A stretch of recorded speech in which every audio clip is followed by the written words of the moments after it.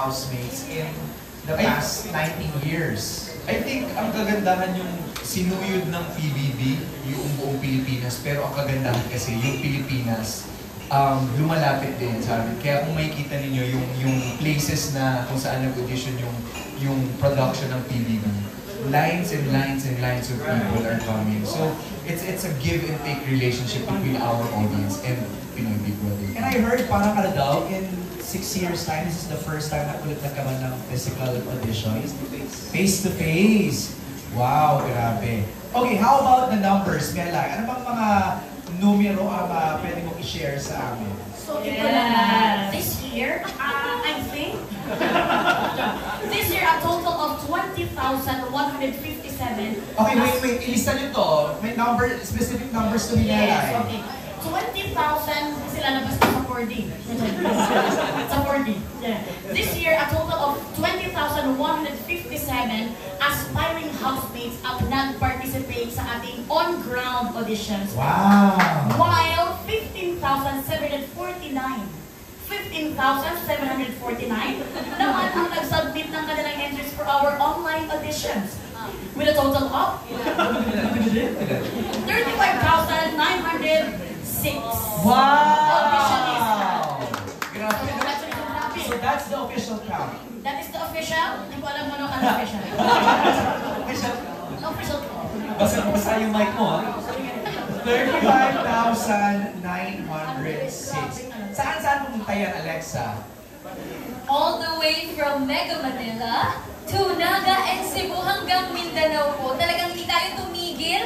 Mahagilap lang ang mga new gen Pinoy na hinahanap ni Kuya. Wow! Yun talaga yung suyod. Yes, sinuyod talaga. Kasi online naman, it's pwedeng like from not in the Philippines, no? Yes, merong mga nagpadala ng videos nila to audition from wherever they are in the world. And bali yung 35,000 plus na yun, lahat po na we'd like to, I guess, tell everyone na lahat ng nagpadala ng kanilang online audition kasi tens of thousands. Lahat po yan napanood. Okay. And finally, yung 35 plus thousand na yan, si Kuya at ang kanyang team nakahanap ng 67 na naka-shortlist for the final casting.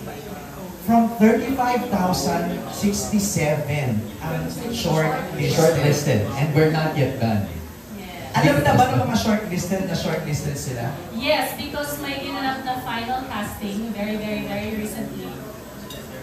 Late nights. Actually, we're allowed to say 2 days yung naging final casting and talagang power panel of ABS-CBN bosses ang hinarap ng mga kasali sa final casting. So yes, lahat ng nasa final 67, alam nila that they're part of the shortlist. Oh no. Sumilip ako. Sumilip ka? Sumilip sa tipi. Asa Marites ni Kuya Des, sumilip lang. What can you say? Sumuport kay Kuya. Ay, ang galing. Natutuwa ako kasi doon sa maikling oras na nakasilip ako, may galing sa US, may galing sa Mindanao, may galing sa Visayas, may galing sa Luzon. So, magandang mix talaga. Represented, no? Each region, each island, no? Wow, grabe. Pero ang tanong, ito, Gen 11, what can we expect in Gen 11? Sa new season na to? Robby. Maraming salamat, Kuya. Or baka our DUH, our creative head, our Direct Lauren can talk about it. What can we expect sa Gen 11? Marcus Ginuya is back in Manila. Fresh from Australia. I know, right? What can we expect? Where's the accent? What can we expect? Siyempre, every season we try to outmatch what we did the previous seasons. But gaya na sila ni Bianca, we just finished the 2 final castings. So sa totoo lang, prior to the final casting, we had the structure in mind. But ang aganda kasi ng PBB, sobrang dynamic niya, na kapag nag-final casting kami, doon namin mag-feel na parang hindi mag-work yung structure na to. So ngayon, we're in the process of revisiting the original structure and tweaking it para mas umayon dun sa nakilala natin the last footage. So we'd like you to wait for the twist. Of course, it's Big Brother, so expect some twists for the season. Okay. Direct, may tanong ako, no? I don't know, siguro ito rin tumatakbo sa isip nila ngayon. Itong season na to, kasi wala naka-indicate eh. Is this teens? Is this regular? Is this celebrity? Gen 11. Or Gen Zs lang? Ano? Gen 11. Ang minipili, ang sinasabi In other words, malalakma mo sa Tam-tam. panahon. But as Marcos was saying, even if we plan out ahead, way ahead, until makaharap namin yung mga posibleng maging housemates, nagbabago at nagbabago. And we're very happy. We had a very challenging 2 days. Kasi sobrang hirap just to choose the top 20 was already very challenging from the 67.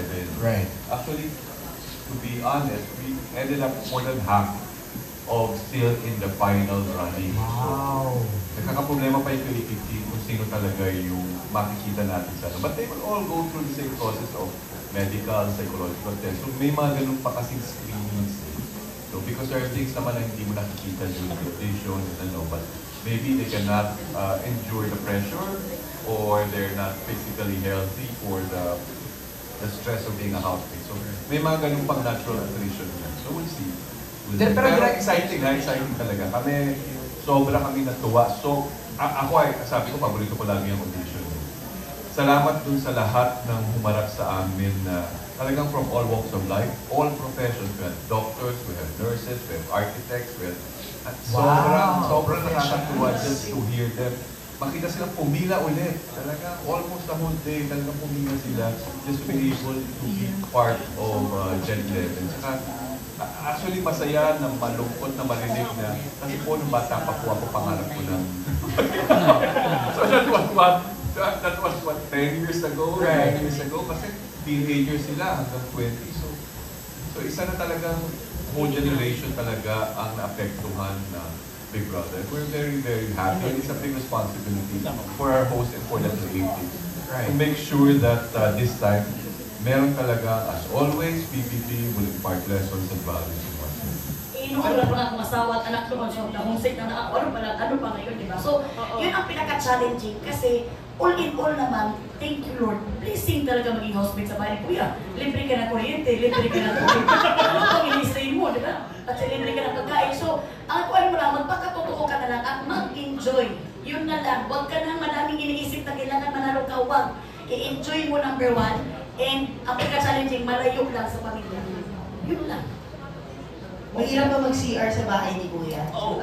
Madali lang naman, yung nanonood lang mahirap. Hindi, because kailangan talaga na may camera. Masus kasi kami kanina na nag-CR, kami pinag-usapan namin, kiniloy ba? Teka lang. Wala pa yata. Wala pa yan. Hindi kasi kailangan malaman, kasi kunwari, sabi ko kung mayroon mas slide ka ba dyan? May mga emergency tayo pa. Pero For safety reasons. Hindi yan para matingnan yung mga kuhan. Kasi talagang for emergency purposes talaga. Yun ang kanang... Kasi naliligo ka ng kwan dun sa ano?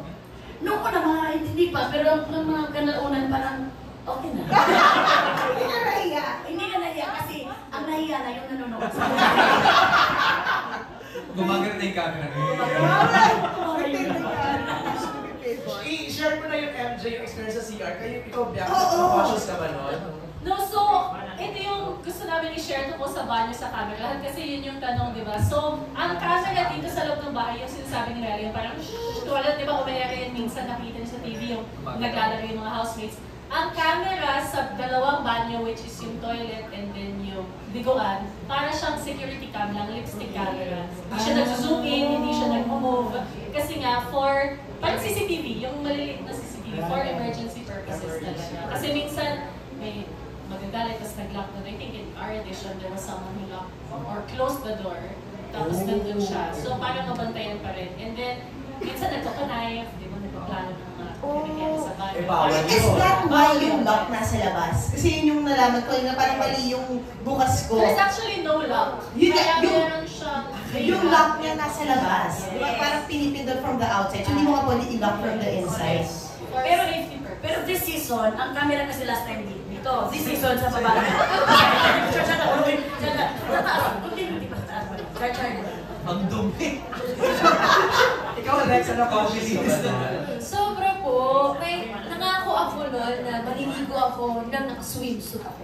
So, Yes, totoo? naka-swimsuit po ako Pagbabae talaga. talaga. Kaso, you're only allotted 5 minutes to shower. Oh, okay. Hindi ko malbalaw yung sabon. Nasa swimsuit. Sabi ko, ay, di ba? Go enjoy the show. Wala na to, hindi na. Okay na to. Kaya talaga, pero wala naman Eh, yung mga boys, Cho, Robbie, Naka-swimsuit po ako na. Naka-swimming trunks naman ako. Okay. Oh, and that time 5 minutes eh. Tapos pwede pa yung time namin na magsabay-sabay. Tapos nag-accumulate yung 5, 5, 5. So kung tatlo kayong sabay-sabay, 15 minutes. Oh! Tapos iniba na yung rule afterwards. One by one na. Pakuta kayo ah. Oo, syempre. Cho, Same, pareho din. Nung simula, gusto ko pa naka-underwear, naka-brief ng Avon.